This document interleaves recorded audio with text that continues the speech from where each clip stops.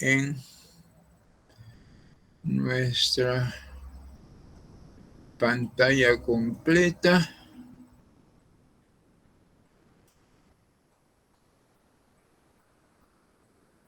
Ahí vamos. Ok, 53. Y vamos a nuestra materia interesante hoy.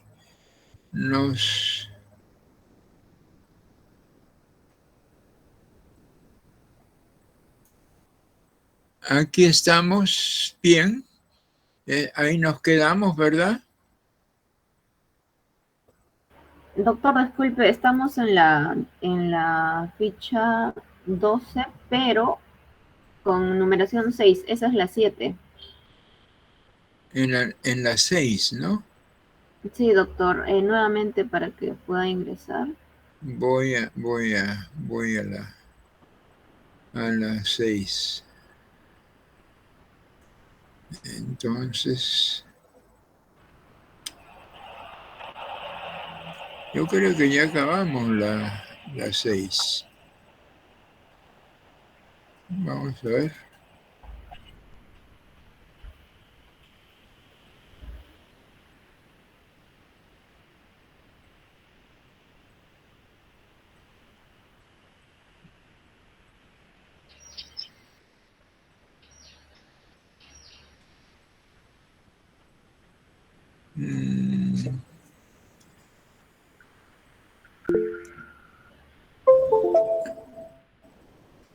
La 6, contratos.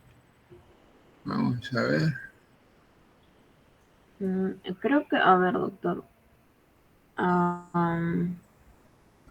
No, ese no es la 6. Ya, 6. ahí está. Perfecto. Así es. Contratos.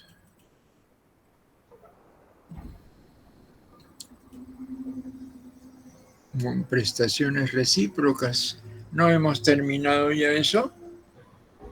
A ver, doctor. Se dijo que la reciprocidad es esencial en el contrato y sin embargo el código se entiende que Ya. hay Sí, más. doctor, disculpe. ¿Sí? Lo que pasa es que la diapositiva solo llega a 12. En ese caso pensé que tenía más, hasta 16 por ahí. En todo caso, creo que ya culminamos con la diapositiva 6 y nos tocaría ya entrar a la 7. Sí, así lo entendía yo. Sin embargo, has hecho bien en detenerme porque voy a enfatizar el asunto de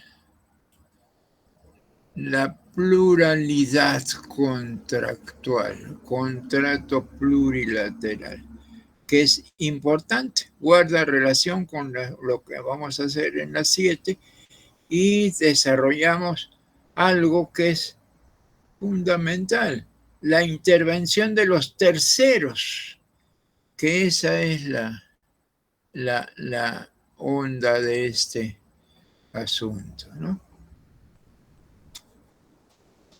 Nosotros empezamos entonces en este tema, la parte final de el tema 6 y vamos a entrar al tema 7, que son los terceros, en contradicción de aquello que se llama, aquí como lo vemos, pluralidad contractual. Dos o más partes no está de acuerdo con nosotros. Oh, perdón, qué barbaridad. Yo no estoy de acuerdo con el código. El código dice dos o más partes. Yo, desde que he empezado nuestro curso, he dicho que solamente pueden haber dos partes, bilateralidad y reciprocidad. Son los elementos esenciales del contrato. Así que el contrato plurilateral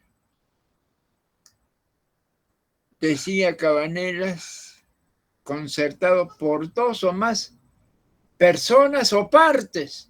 Fíjense ustedes, aquí hay el respetabilísimo maestro Cabanelas, identifica personas con partes. Lo mismo da personas que partes.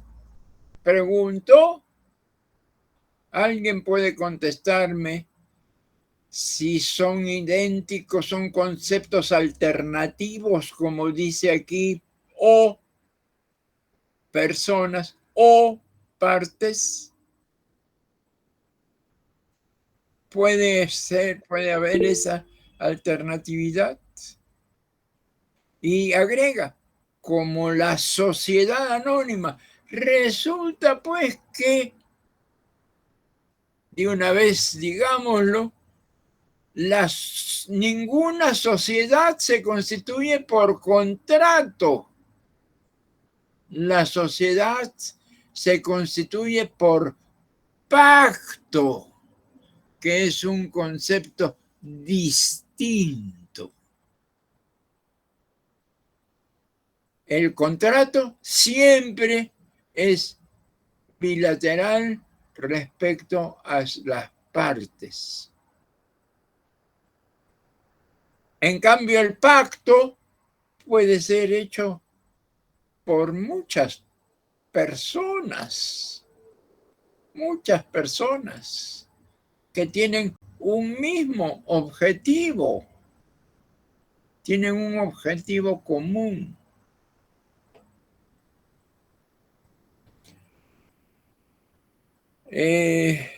Quisiera que me preguntaran ustedes o observaran ustedes esta insistencia mía respecto a este asunto de la pluralidad de partes y de la diferencia entre contrato y pacto. ¿Está clara en la mente de ustedes esa diferencia entre contrato y pacto? ¿Pudieran hacer ustedes una observación al respecto?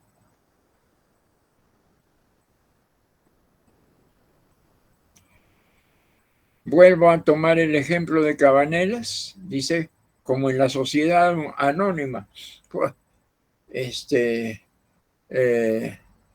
El banco de crédito tiene varios miles de accionistas, sociedad anónima con miles de accionistas. Entonces, ¿cómo?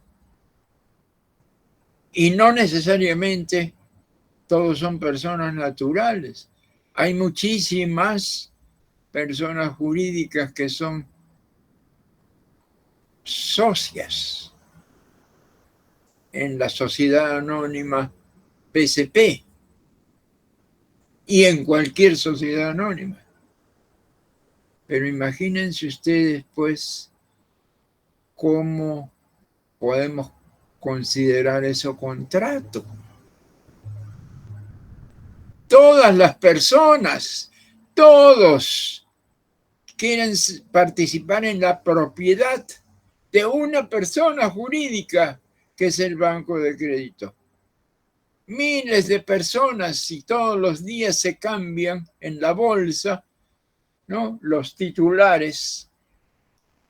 Hay quienes venden y quienes compran acciones que son el título con que actúan.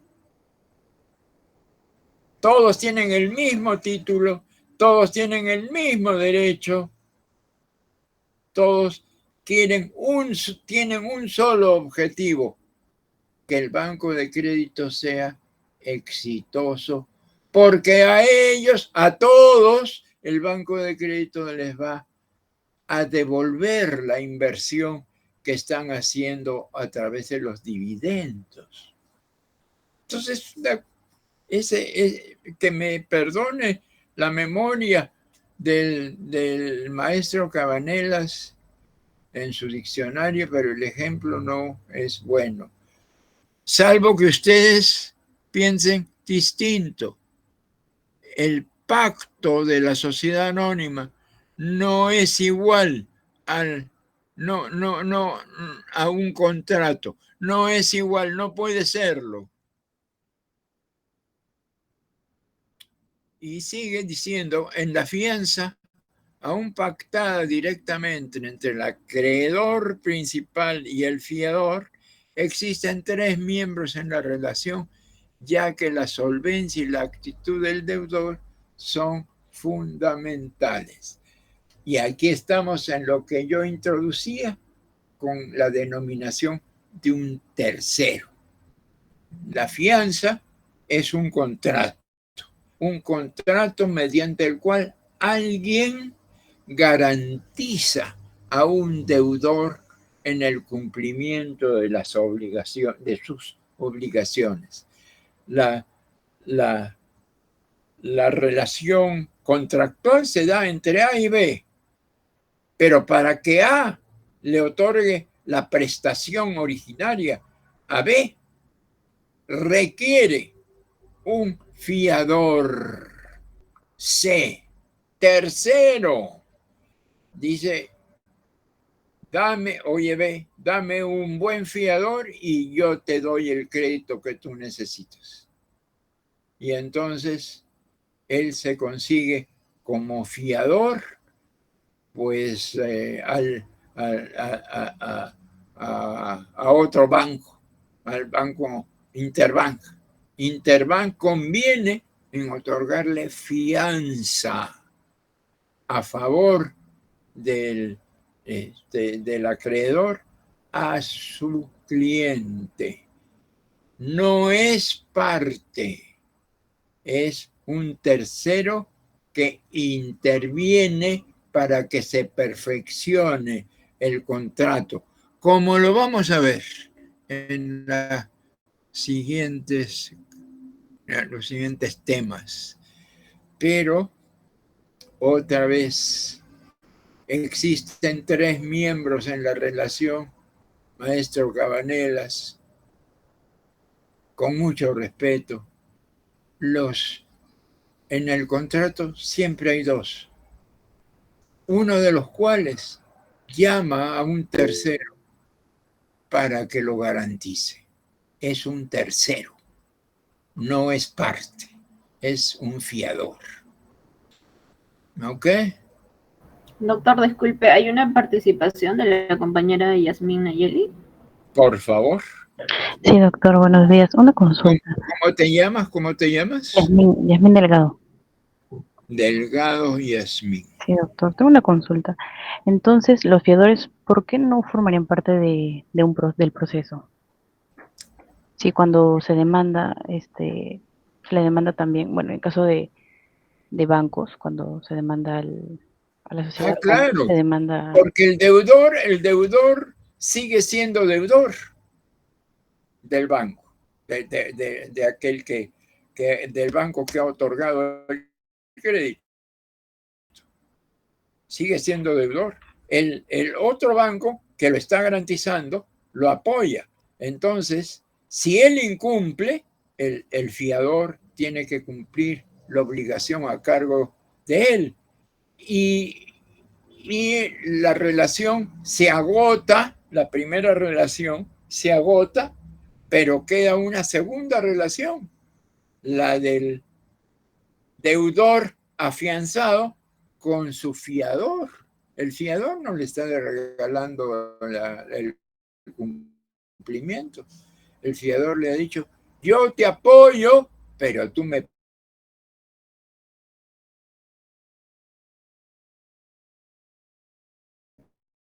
pagas a mí. Doctor, y con respecto a las personas naturales, si una persona natural puede ser fiador también. Claro, ¿cómo no? ¿Cómo no? Claro que sí. Fíjate, cuando un acreedor le pide al deudor, dame un fiador, no le puede decir yo quiero que sea tal o cual. Si le dice va a ser el poderoso banco tal, bravo. pero si le dice pues que va a ser Juan Pérez, que no te puedo, no te acepto ese fiador. La fianza es un contrato que se gestiona entre el deudor y un tercero para poder llevar adelante la relación de acuerdo a una condición que ha puesto el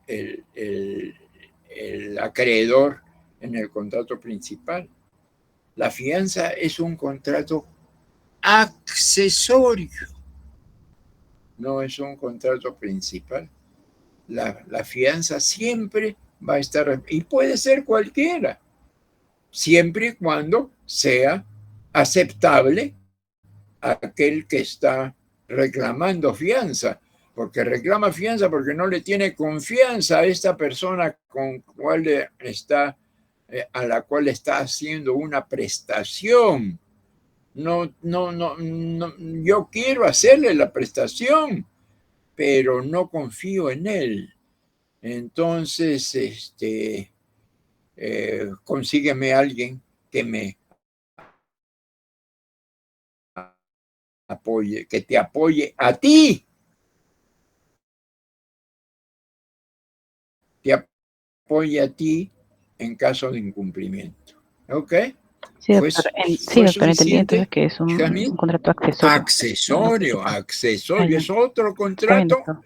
que en este caso forma parte de las exigencias del control de las prestaciones plurilaterales autónomas. Dice de la Puente que le resulta difícil, o al menos escapa a mi visión, materializar los contratos con prestaciones multilaterales autónomas. En otra forma, que en aquellos en que las partes unen sus respectivas prestaciones para obtener conjuntamente una ventaja que puede ser divisible o indivisible entre ellas.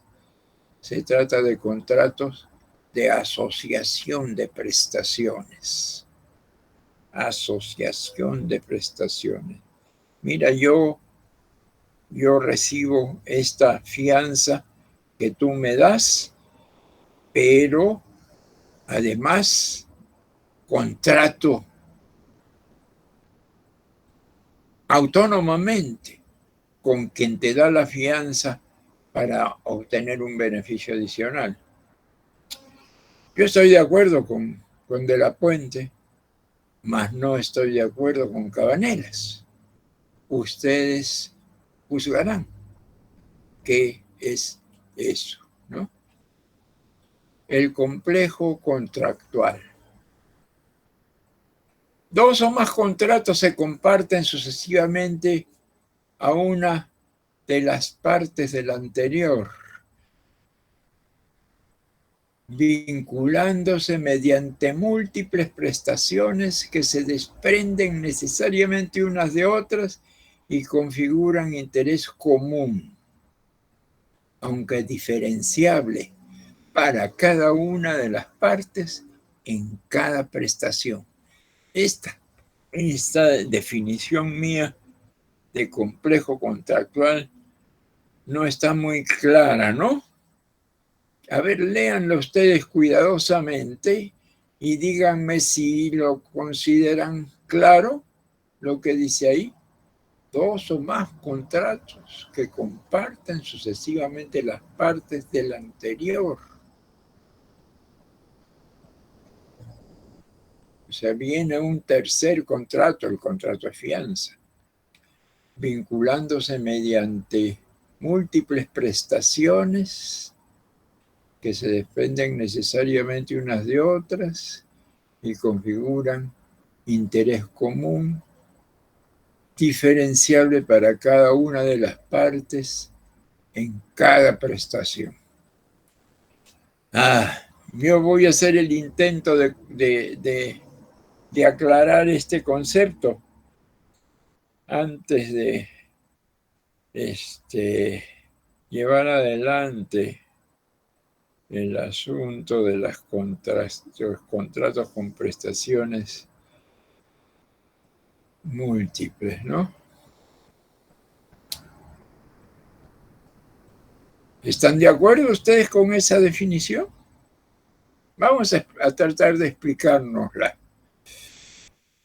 Banco, contrato número 1, banco con sociedad del sistema de control internacional de saldos de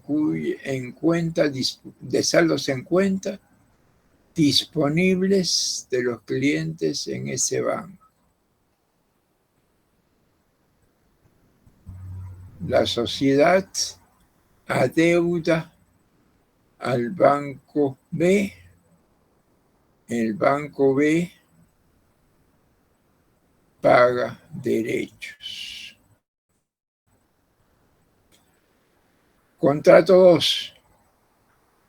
El banco con cliente afiliado al titular de un establecimiento que conviene afiliarse al uso del sistema.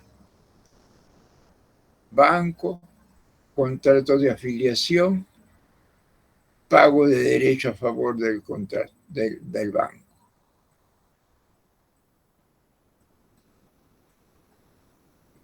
Contrato 3, derecho del sistema, pago del derecho,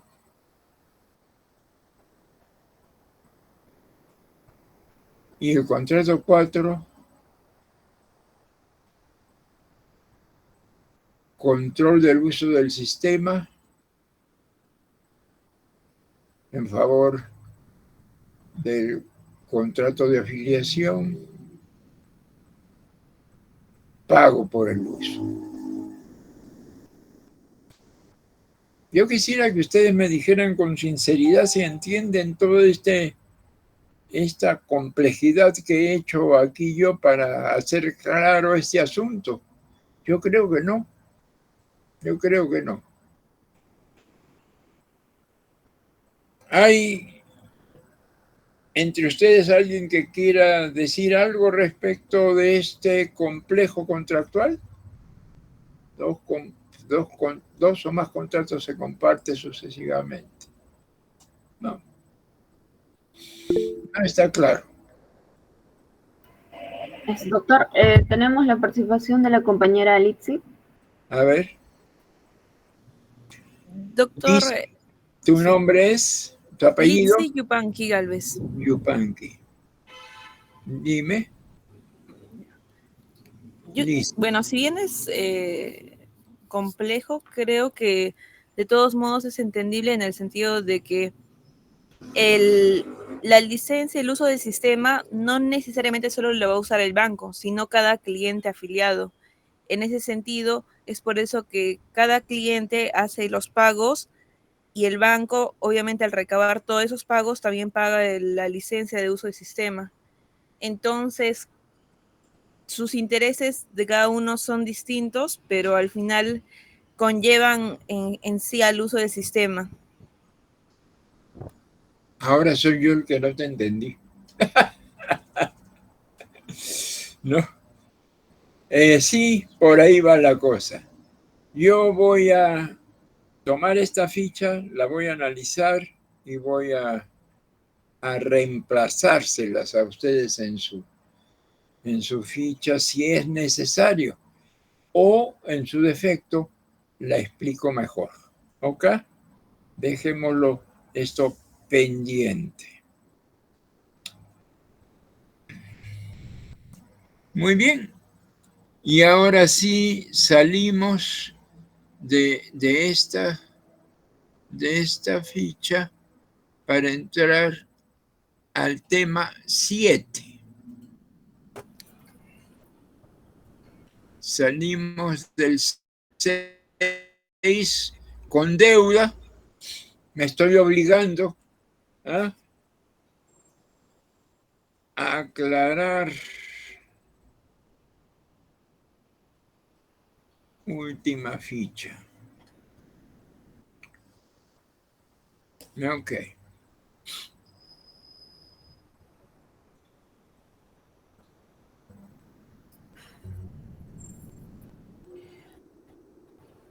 Un segundito, que voy a hacer una consulta. Aquí hay una ficha aparte que se llama los terceros. Cesión de posición contractual, contrato en favor de terceros, contrato con persona a nombrar y promesa de obligación de tercero.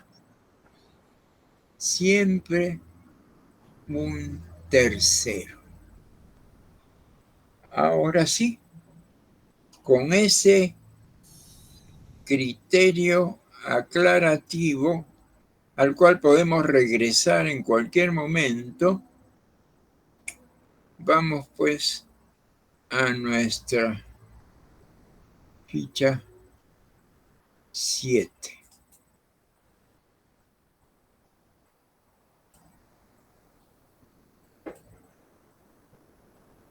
Cesión de posición contractual.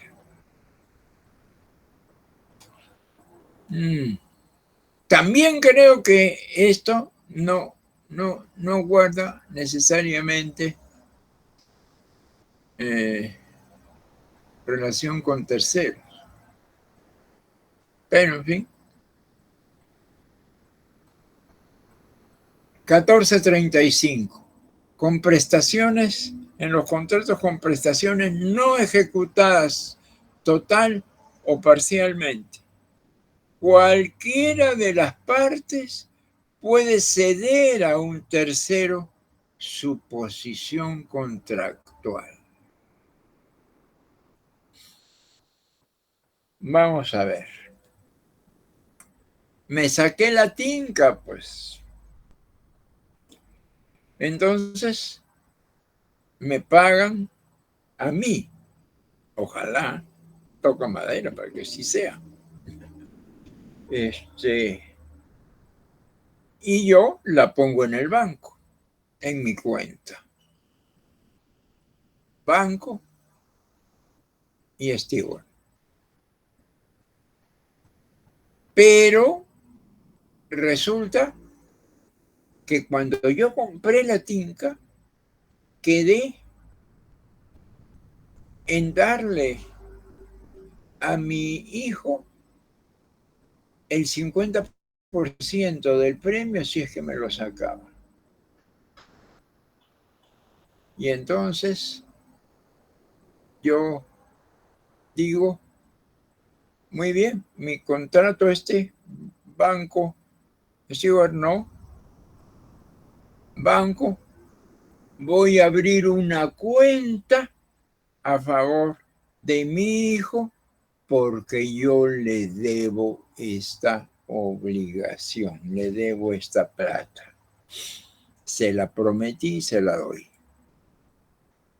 Cualquiera de las partes puede ceder a un tercero su posición contractual.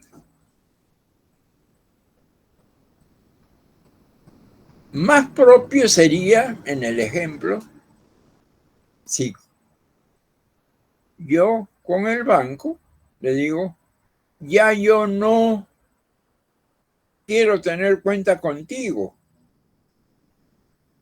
Yo quiero ceder mi cuenta a mi hijo, esta misma cuenta. El banco me va a decir, estás loco, que tu hijo, ábrele una cuenta a tu hijo y se acabó el asunto. Es que le debo esta plata. Págale abriéndole una cuenta a su nombre entre el hijo y el banco. Cualquiera de las partes puede ceder a un tercero su posición contractual. También me parece, pues, otra vez extraño el asunto.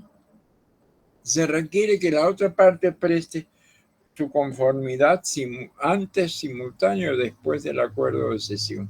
Claro. Ya, papá, pues yo te pago, no tienes cómo pagar la tinca, ya yo te pago el 50%. y yo acepto.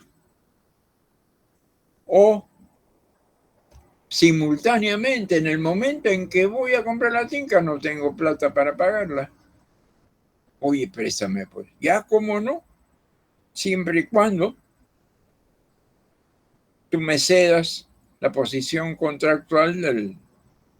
Si te estoy prestando el 50% del valor de la tinca, bueno, el 50% del premio también va a ser mío. Ajá. Fíjense cómo hay dos contratos, siempre, siempre. Y lo mismo ocurre cuando hay, después del acuerdo de la cesión, que ya no sé para qué, ¿no? No sé, como en el caso, no, yo quiero que mi hijo lo tenga y el banco le va a decir, oye, ábrele una cuenta a tu hijo, pues, ábrele una cuenta a tu hijo. No tenemos por qué ceder al tercero parte del premio de la tinca. Simplemente le abro la cuenta y es otro contrato, siempre bilateral.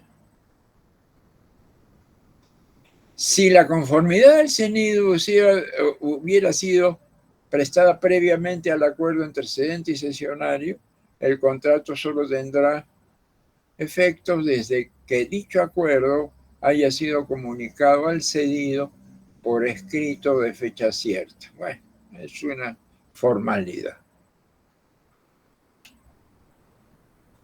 ¿Qué les parece a ustedes esta definición de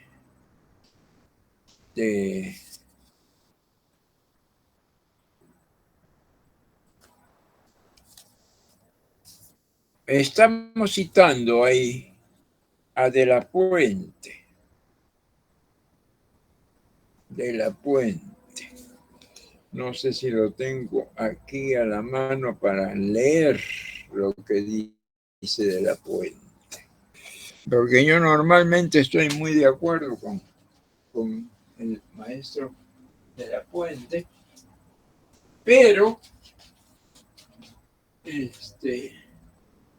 cabe pues la posibilidad de que también discrepemos.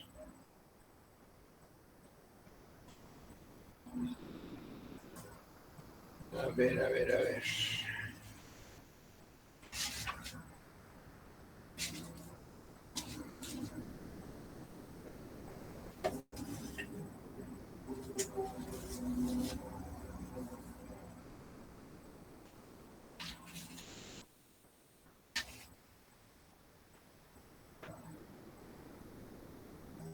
Aquí está. Aquí está el maestro De la Puente. No. Siguiente.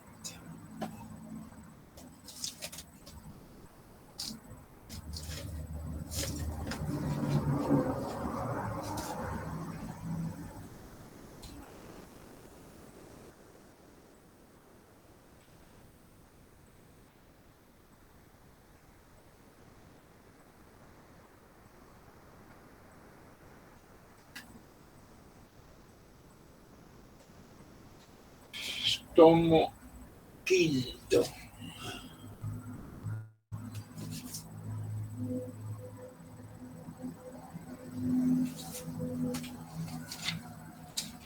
Bueno, dejémoslo ahí, no encuentro el tomo.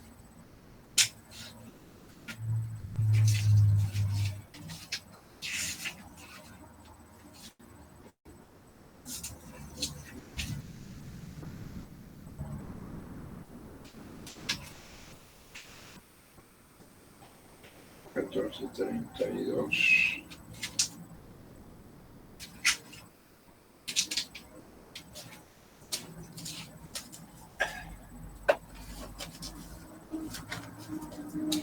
No lo encontré.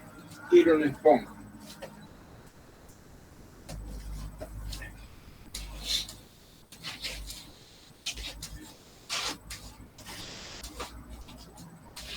Revisen ustedes el 1435, perdón, en De la Puente. Pero me parece aquí otra vez que juega el contrato, la cesión a un tercero de su posición contractual es un contrato distinto al contrato originario en cuanto a las prestaciones no ejecutadas.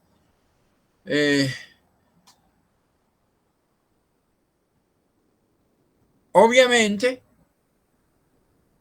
si la cesión está siendo dada por el deudor, el acreedor tiene que estar de acuerdo. Si el acreedor encuentra que el tercero con el cual va a contratar en otro contrato es confiable, bueno, no hay ningún problema. Pero si no le gusta, no pasa pues el contrato. La otra parte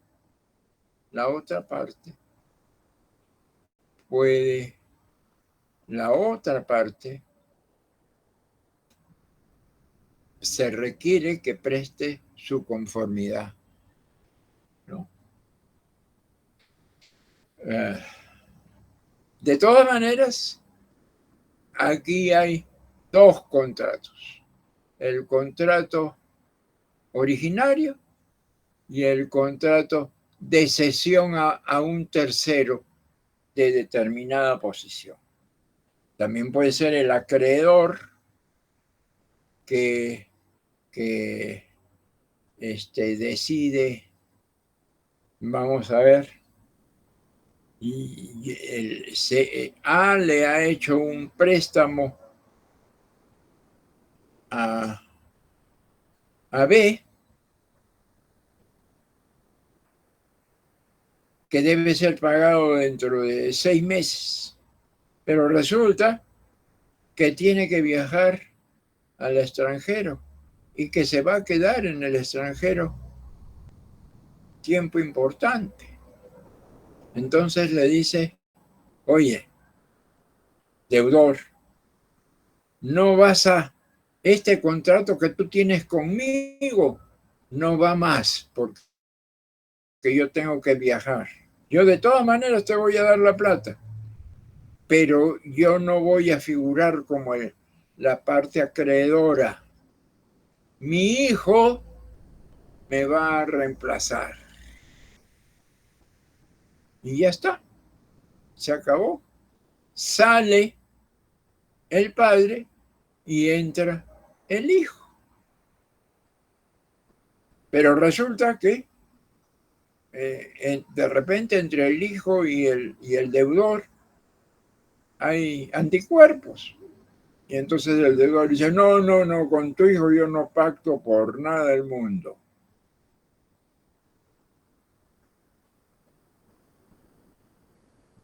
Entonces no se da el acuerdo.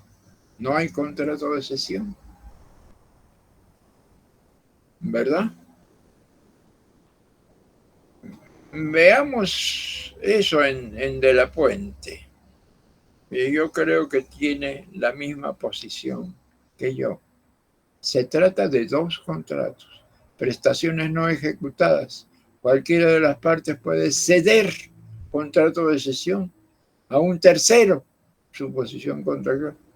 Otro contrato, ¿no?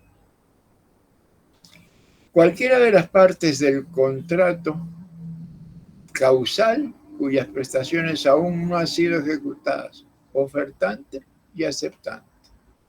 El tercero cedido no es parte en aquel contrato, sino un acuerdo bilateral con uno cualquiera de ellos y es objeto de comunicación y la parte que no a la parte que no interviniente en este acuerdo.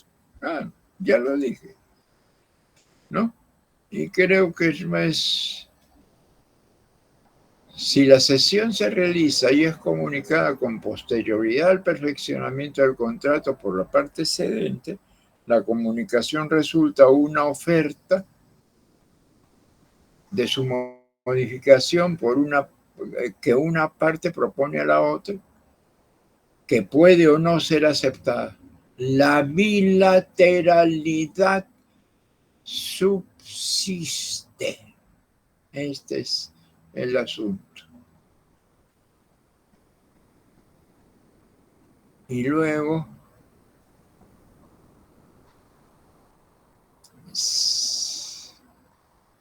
cedente, el ofertante, obligado a otorgar una prestación, es decir, su sujeto pasivo, propone modificar la relación cediendo su obligación a un cedido, asumiendo una posición activa en la propuesta modificatoria del contrato. Yo voy a conseguir al cedido.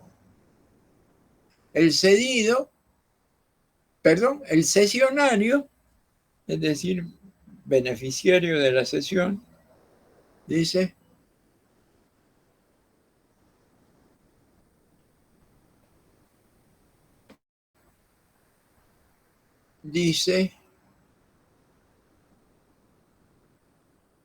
recibe pasivamente la propuesta modificatoria mediante la cesión.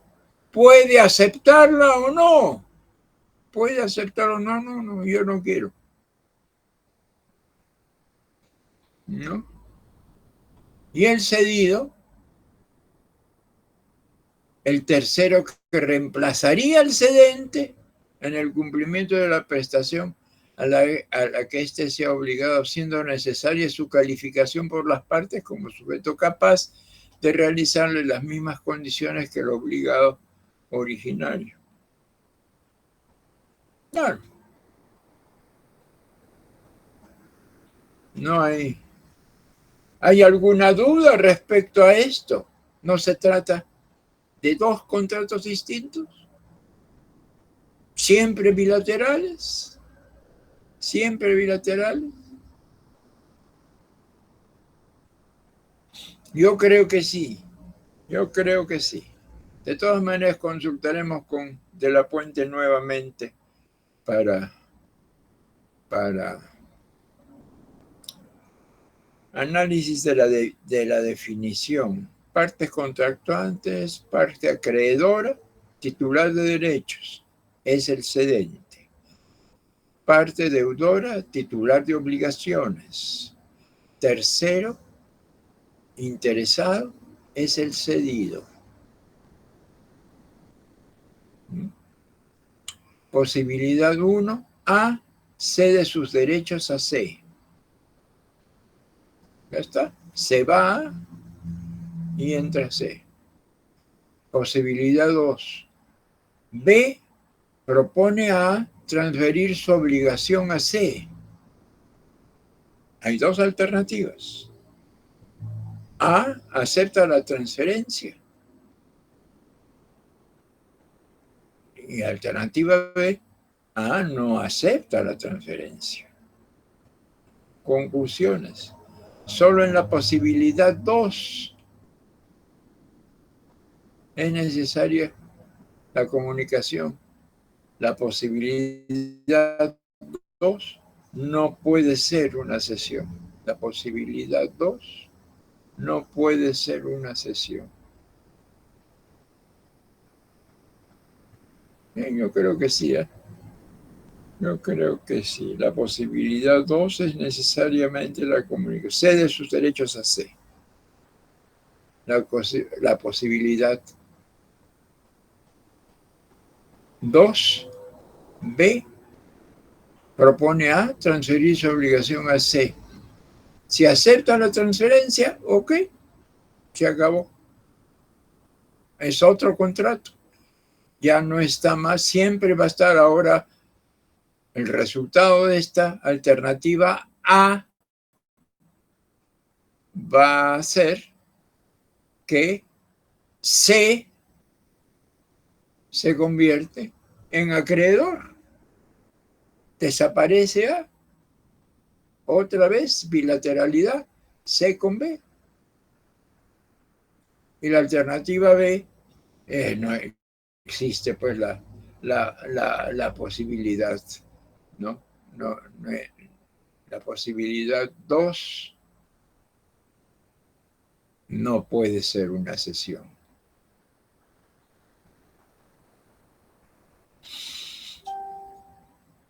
¿Alguna pregunta respecto a esto, a esta complicación?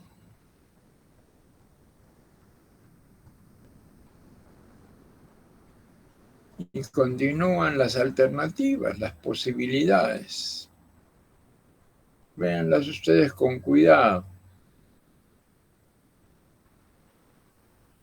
C. Cesionario puede asumir obligaciones de su interés a cargo de B, cedido, pero no en su propio perjuicio. Lógico, pues ¿cómo va a contratar en su perjuicio? A. El cedente puede garantizar personalmente a C la existencia del contrato, el cumplimiento de las obligaciones de B. Puede garantizar, deja de ser deudor para convertirse en fiador, resultando su fiador. Las garantías otorgadas por terceros en favor de A no necesariamente pasan a C. ¿Mm?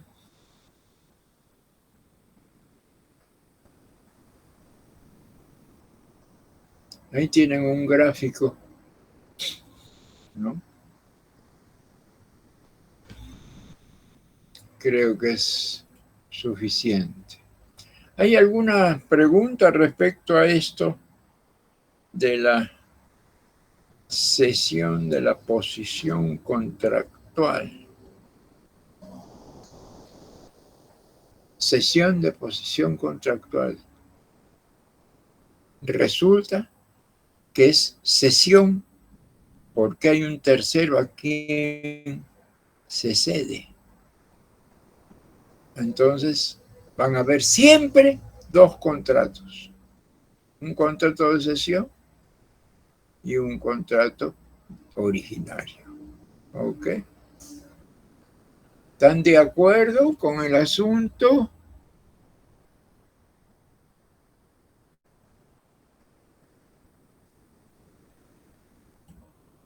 Cesión de posición contractual.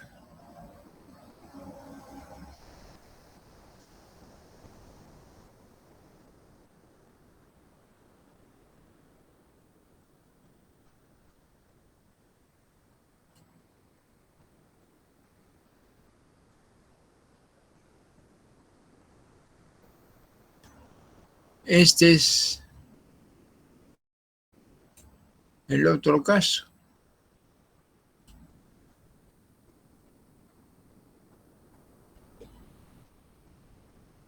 Promesa de la obligación o hecho de tercero.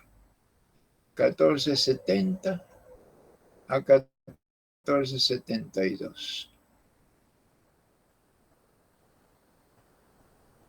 El contrato es mínimamente bilateral, de acuerdo con el 1351. Por eso digo mínimamente, porque el contrato en el 1351 se admite la plurilateralidad, que nosotros no admitimos. Por eso nos quedamos en la alternativa mínima, la bilateralidad.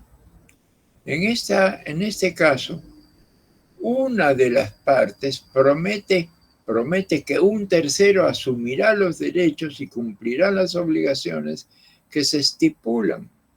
Se trata de una condición suspensiva impropia. Este contrato se va a perfeccionar dentro de 6 meses y yo no voy a estar aquí, pero va a estar Juan Pérez, a quien yo le otorgo mi derecho de reclamar el cumplimiento. El incumplimiento implica la rescisión del contrato y una indemnización. Siempre es interesante esto, ¿no?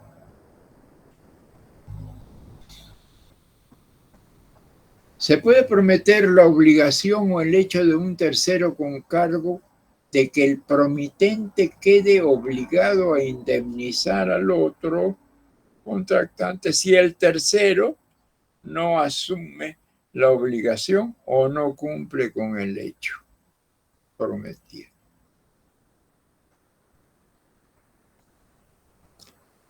Carácter sustitutorio de la obligación. En cualquiera de los casos del 1470, la indemnización a cargo del promitente tiene carácter de prestación sustitutoria de la obligación o del hecho del tercero.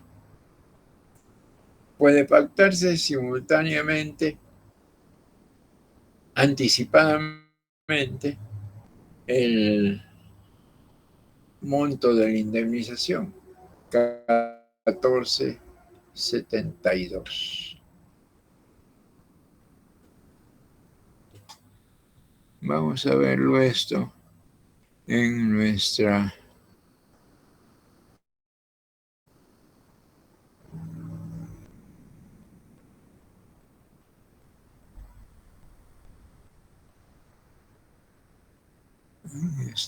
promesa.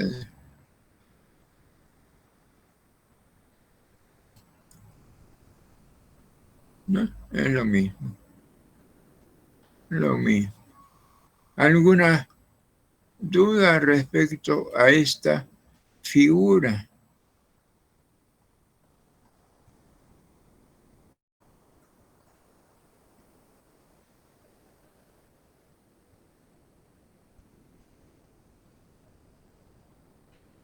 Cesión de posición contractual.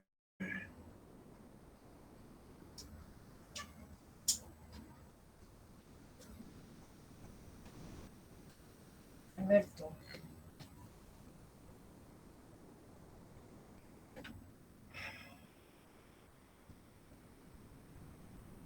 Ya sé, ¿qué quieres? Estoy trabajando, por Dios santo. No puedo interrumpir. Es urgente lo que iba a pedirte. ¿Qué te pasa? ¿Es urgente?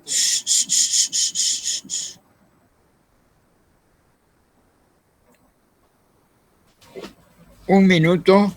Denme ustedes un espacio. Ya vuelvo. Quería el teléfono de Charo.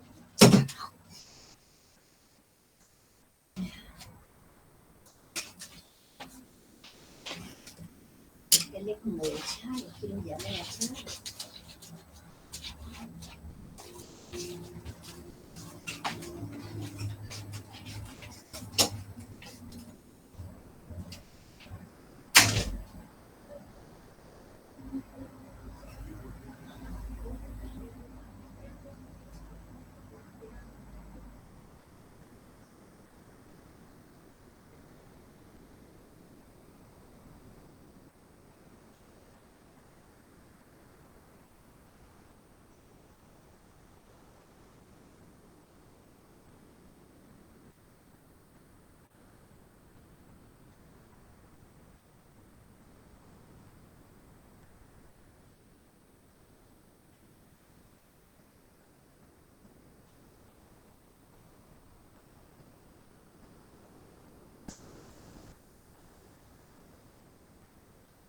He cocinado ya.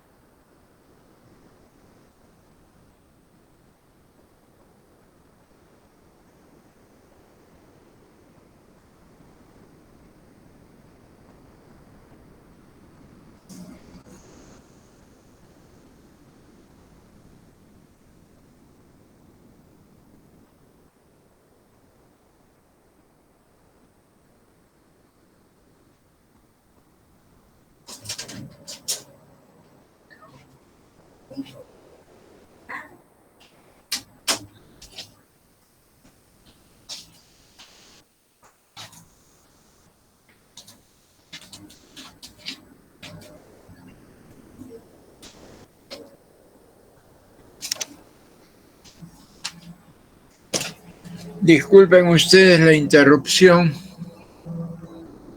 pero vayamos pues a la sesión de posición contractual. 1435.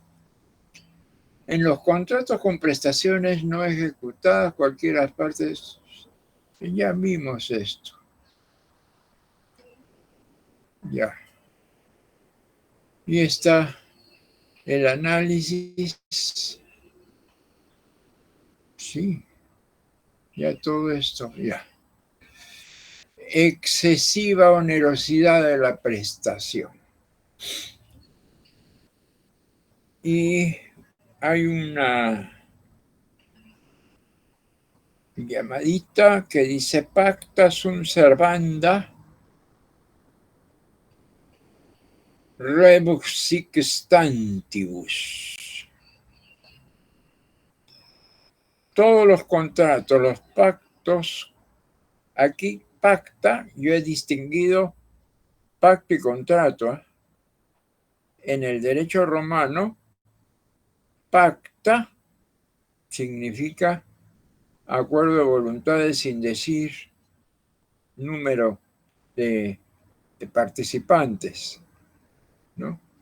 Y ese es el 1134 nuestro. Rebus, siempre y cuando los contratos deben ser respetados, siempre y cuando las circunstancias sean las mismas en el momento del cumplimiento del contrato que en el momento de su constitución. Si las cosas no se han movido, todo ha sido igual, entonces no hay ningún problema. Fuerza vinculatoria del contrato. 1361. Los contratos son obligatorios en cuanto se haya expresado en ellos. Se presume que la declaración expresada en el contrato responde a la voluntad de las partes y quien niegue esa coincidencia debe probarla. Y cito el contrato y este 1361 guarda relación con el 1134 del Código Civil francés. Las convenciones legalmente formadas tienen la ley son ley entre las partes, ellas entre los intervinientes. Ellas pueden ser revocadas, ellas no pueden ser revocadas sin el consentimiento mutuo o por causas que la ley autorice. Ellas devienen y ellas se devienen ejecutadas de buena fe. Se supone que se ejecutan de buena fe. La relación jurídica solo podrá ser alterada por causas que la ley justifique y dentro de lo razonable. La obligatoriedad del contrato tiene carácter general, que es la regla, pero no absoluto, la excepción. El contrato es la conjugación de los intereses de las partes. La regla es el equilibrio obligacional. Y si el equilibrio se rompe, otra vez de la puente, ¿no? Que sugiero ver.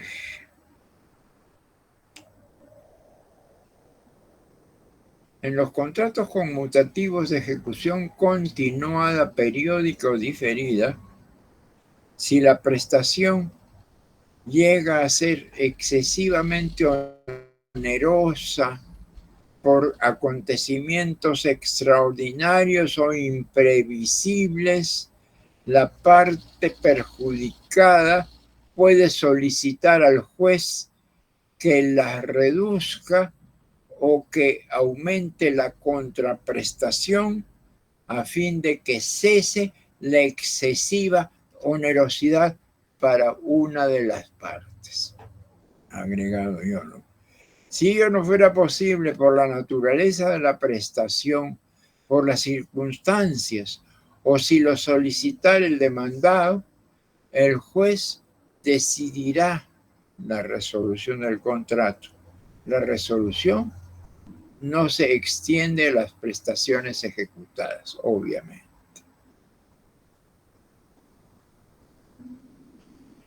El principio de rebus sic stantibus. Las circunstancias se han mantenido en iguales. El cumplimiento de los contratos a largo término y en sucesivas prestaciones queda subordinado a que el estado de las cosas existente al momento de suscribirse se mantenga estable sin intervención de las partes. Me viene a la mente las circunstancias de los contratos públicos, por ejemplo, en la construcción de carreteras, ¿no? Que son contratos que que se toman a largo plazo, pues se construye una carretera de 1000 kilómetros en 5 años, por ejemplo.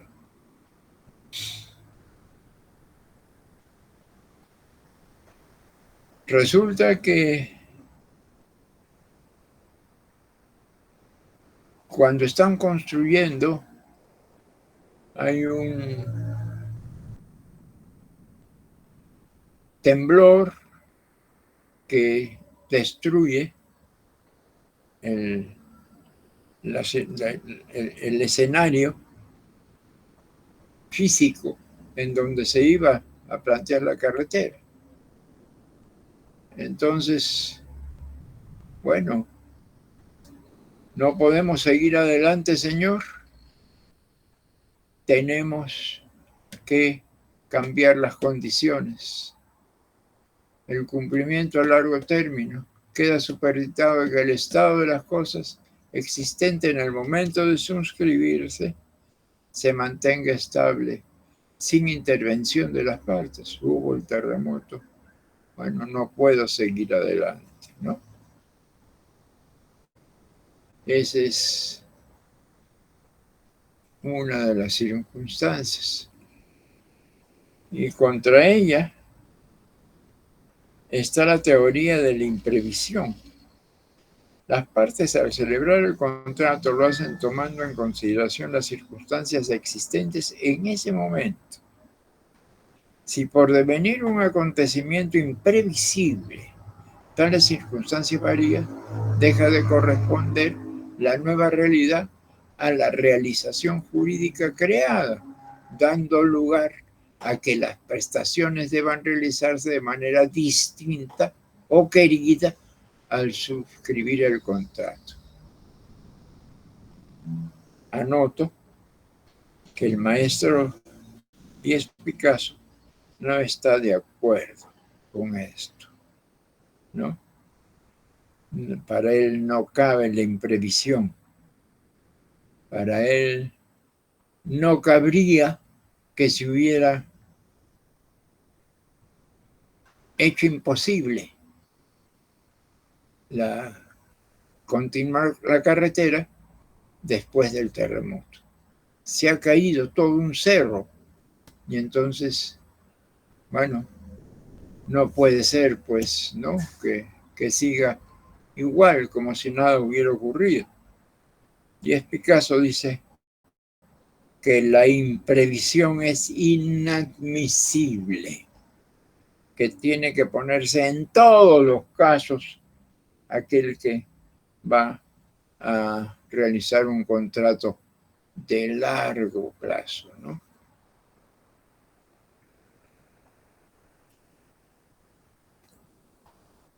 La excesiva onerosidad de la prestación se reduciría precisamente ahí, ¿no?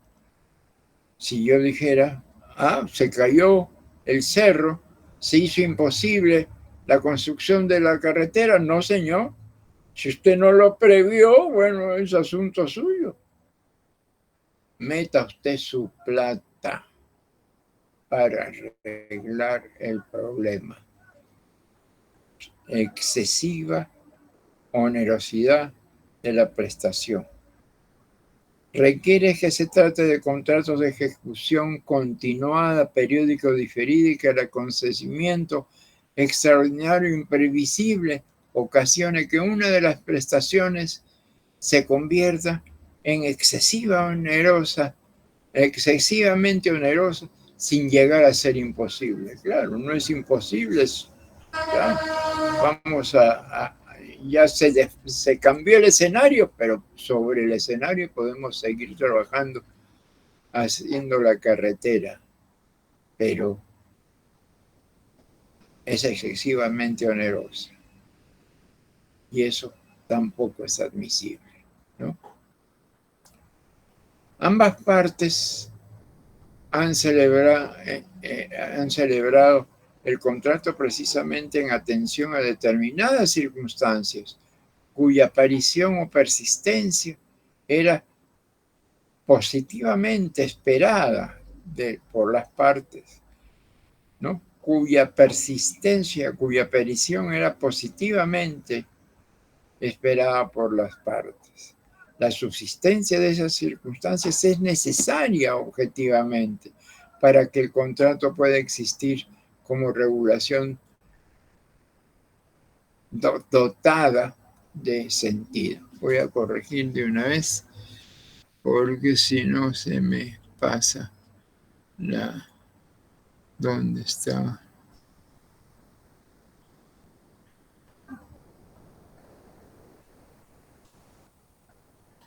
Ambas partes han celebrado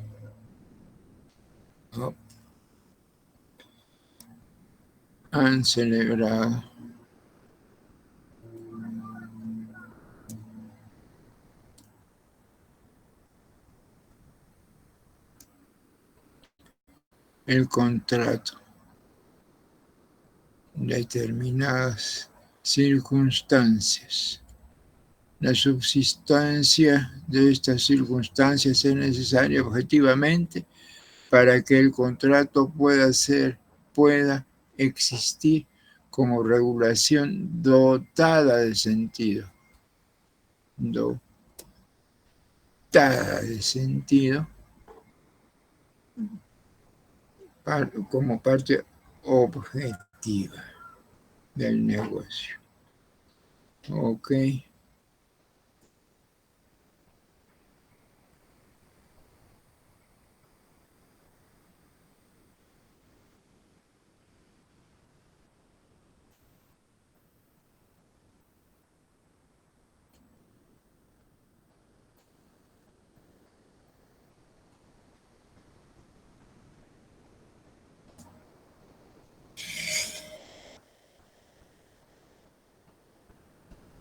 Igualmente, de la Puente, en el tomo 5.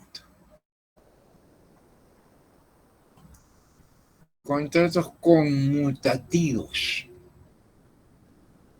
son aquellos en los que se intercambian un bien o un servicio por otro que las partes consideran equivalentes. Pueden haber contratos en los cuales la conmutación no se da de modo inmediato y directo.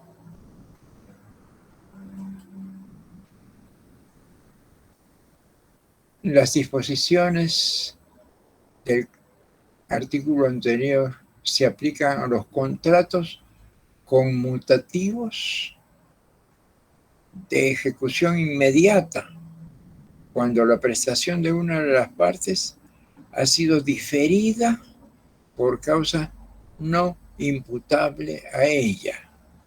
el terremoto que malogró el estado de las cosas no puede ser imputado al incumplimiento de la parte pasiva, ¿no? A los contratos aleatorios, cuando la excesiva onerosidad se produce por causas extrañas al riesgo propio del contrato. El terremoto, un terremoto. Causas extrañas al riesgo propio del contrato. ¿Cómo vamos a asegurar, pedirle a un tercero que asegure que no va a haber terremoto? Ah, imposible, ¿no?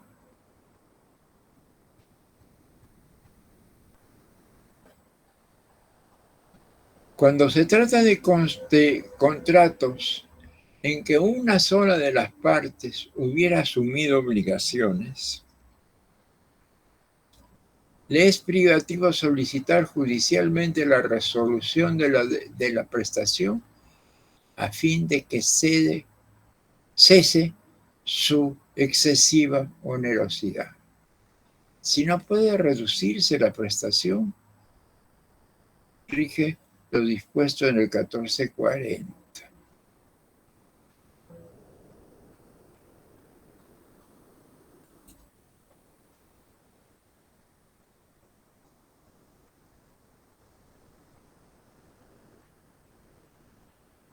¿Qué decía el 1440?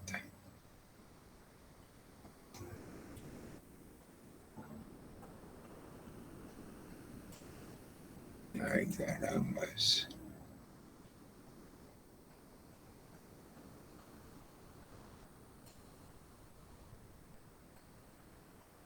Bueno. ¿Alguien tiene su 1440 a la mano? ¿Alguien puede leer el 1440? ¿Ah?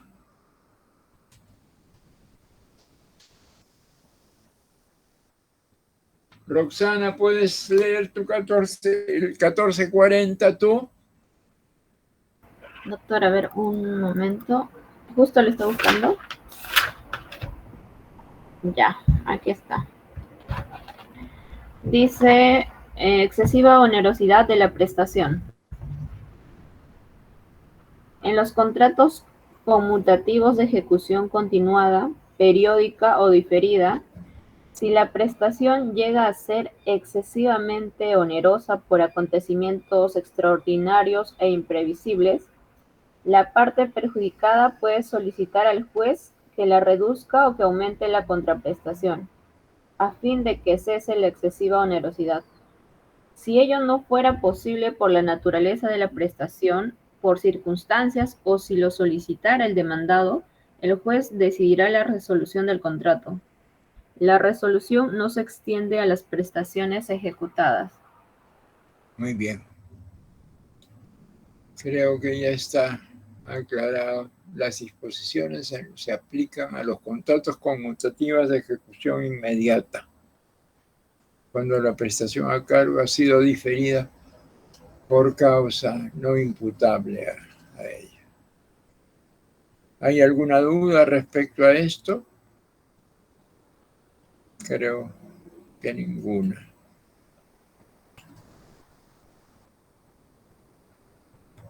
Estábamos aquí. Una de las partes ha asumido obligaciones, les prometió solicitar judicialmente la resolución de la prestación a fin de que cese la excesiva onerosidad de la prestación, ¿no?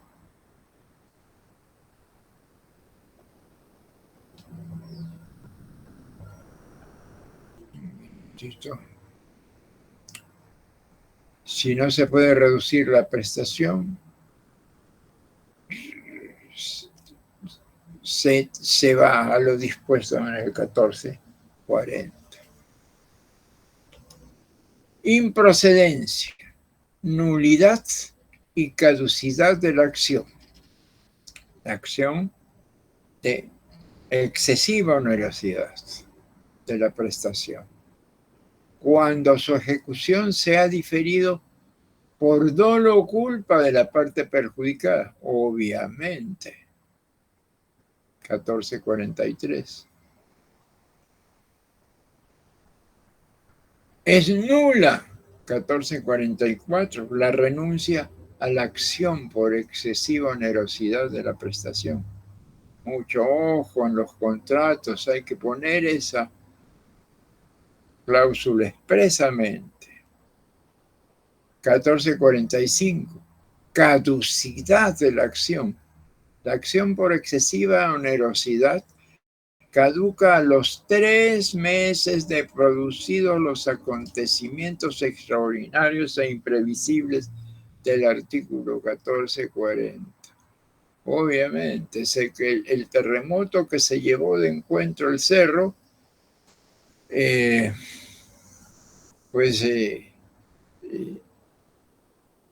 un acontecimiento extraordinario e imprevisible. Demando la excesiva, cuando le pido modificar el contrato por esa causa y la otra parte se niega, voy a interponer una acción de excesiva onerosidad de la prestación dentro de los 3 meses que se produjo la caída del cerro sobre el proyecto. De lo contrario, caduca el derecho de presentar la acción. Recuerden ustedes, no es que la puedo presentar al 5.º mes y no porque estaba estudiando cómo hacerlo. No. Ya no puedes presentarlo más. Caduca la acción. Determinación del término inicial del plazo de caducidad. Determinación del plazo inicial del plazo de caducidad. ¿Cuándo empiezan a contarse los 3 meses? Corre a partir del momento en que hayan desaparecido los acontecimientos extraordinarios e imprevisibles.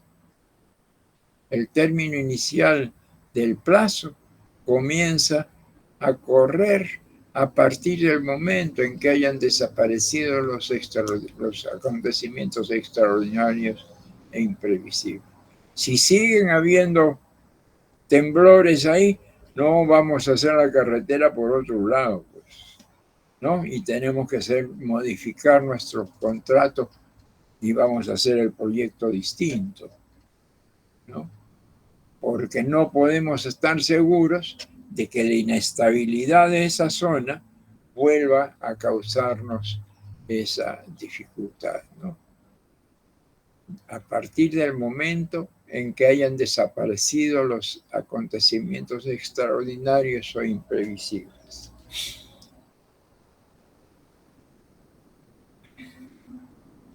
La lesión.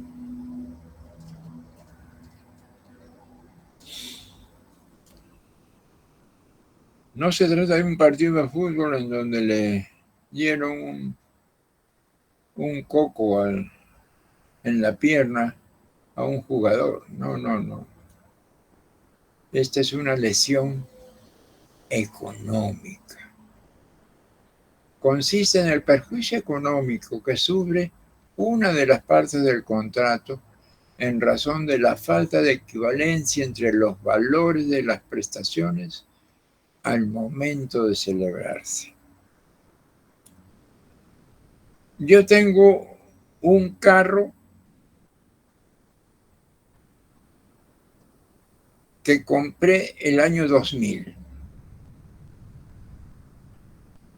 y ahora en el 2025, y ahí me costó $10,000.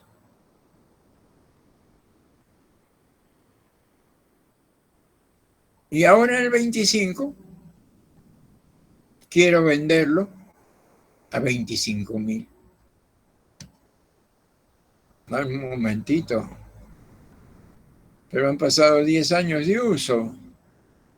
Ya no, pues ese carro se deprecia en 5 años. Así que ¿cómo me vas, después de 15 años, me vas a querer comprar un mejor precio, un mayor precio que en el 2000? Imposible, ¿no? Imposible.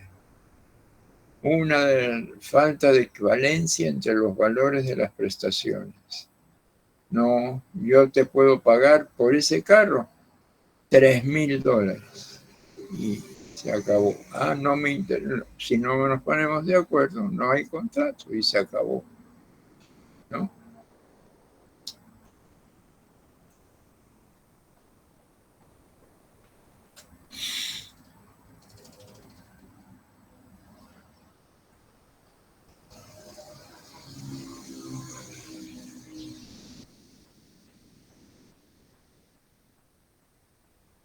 Aquí hay otro caso, pues, de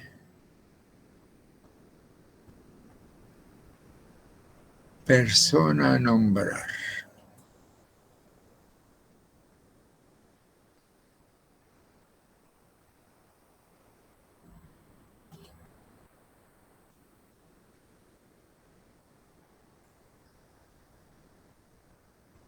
Yo te voy a comprar el carro ese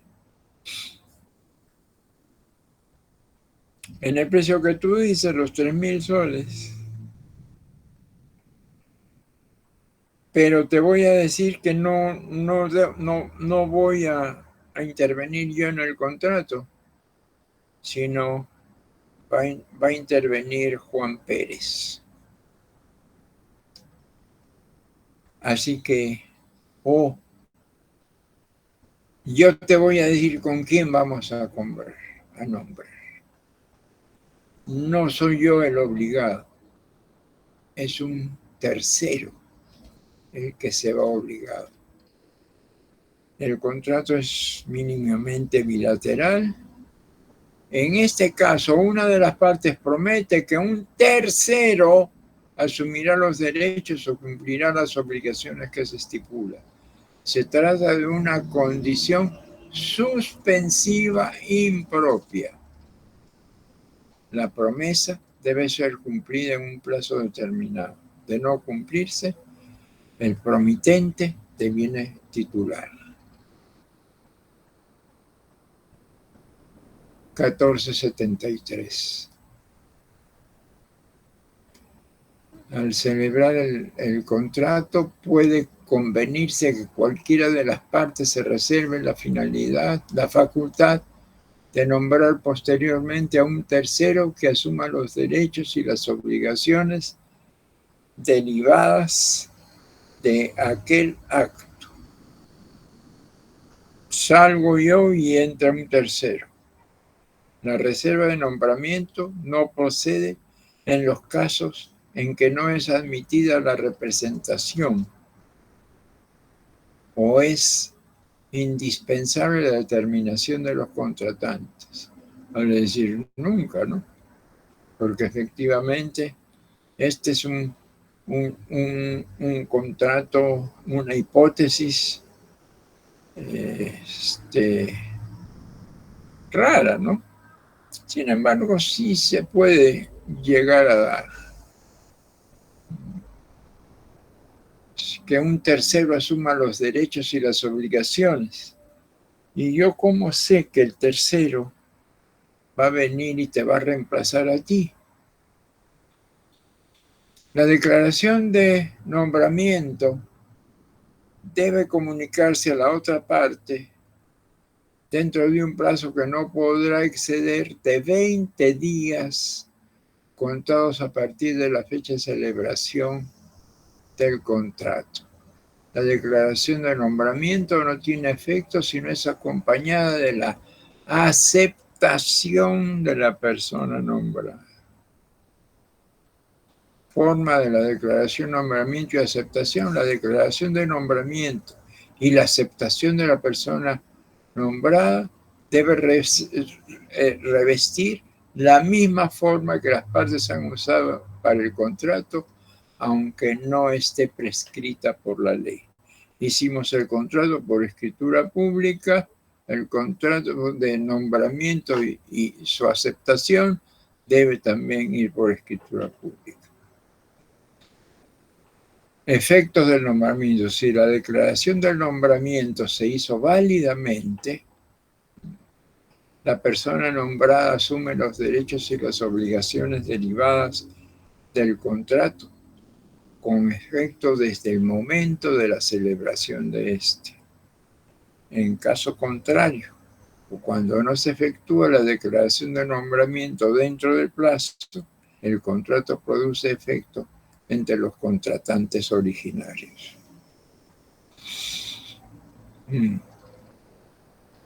Creo que tampoco hay mucho que discutir aquí.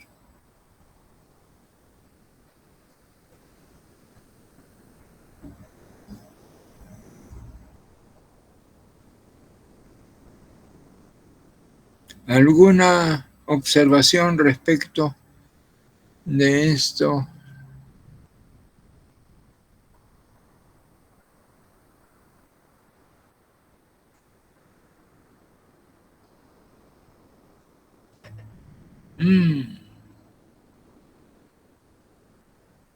Esto ya lo vimos. Simplemente lo puse como referencia.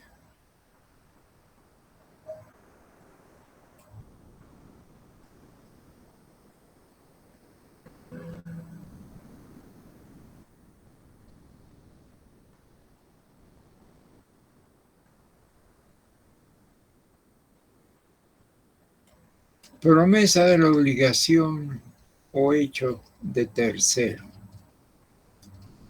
Contrato mínimamente bilateral. Promete que un tercero asumirá. Ya lo hicimos. Ya vimos esto. Aquí nos quedamos. Vamos a darle una miradita a nuestra síntesis en este contrato.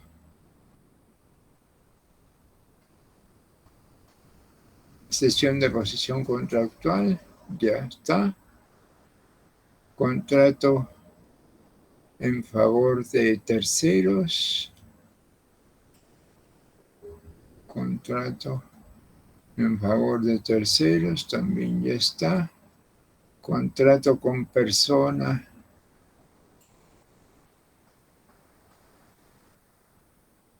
a nombrar, también ya está. Promesa de obligación de tercero. Veamos esto. ¿Hay alguna duda respecto de todo esto? Yo sí tengo duda respecto de de promesa de la obligación de tercero.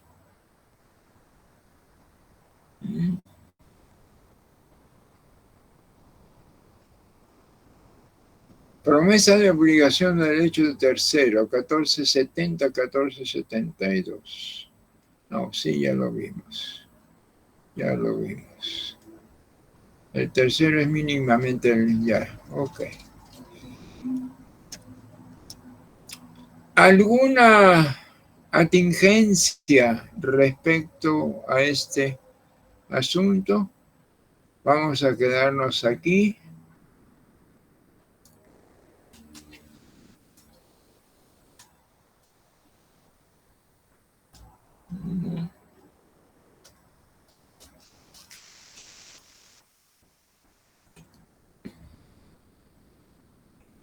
Son las 12:15. Sí, vamos a... ¿Sí? Doctor, disculpe, solo para mencionarle la diapositiva 6 y 7. Bueno, en este caso 6, nos faltaría enviarlo para que puedan revisar los chicos también. Muy bien. La diapositiva 6.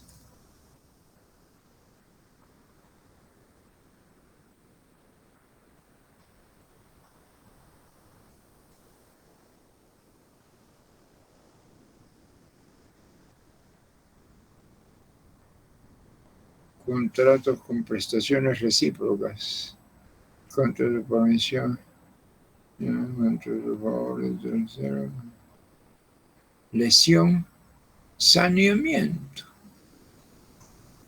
Hagamos saneamiento de una vez.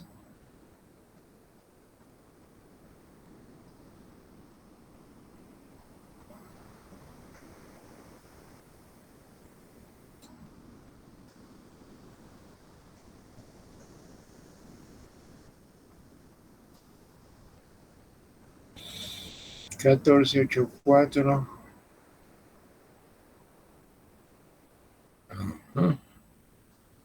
Importante. No, mejor lo dejamos para la próxima clase porque ya se me cayó se cansó mi caballo. Está bien, doctor. En todo caso, ya para la siguiente clase estaríamos iniciando. Entramos con saneamiento. ¿Ok? Muy bien. Yo voy a revisar todas estas fichas en las que las referencias al doctor al maestro de la Puente han sido, no las he podido encontrar oportunamente. Quiero que ustedes también hagan una referencia específicamente y lean de la Puente y la Valle en donde ha sido citada. Pero lo importante es que hasta este momento, salvo opinión en contrario, ustedes encuentren que puede haber casos en que la bilateralidad se rompa. Yo insisto, a la vista de los artículos analizados y a la doctrina consultada, que todo contrato es bilateral. Las personas pueden intervenir como terceros y ya hemos visto con detenimiento quiénes son esos terceros. Roxana, ¿solamente 52 han asistido en esta clase? ¿O se han estado retirando? No, doctor, habían 60 y algo, 70 de alumnos. Se cansaron. Yo también me he cansado ya. Ok, continuamos la próxima clase, pues. Ok. Está bien, doctor. Muchas gracias. Hasta la próxima clase. Adiós.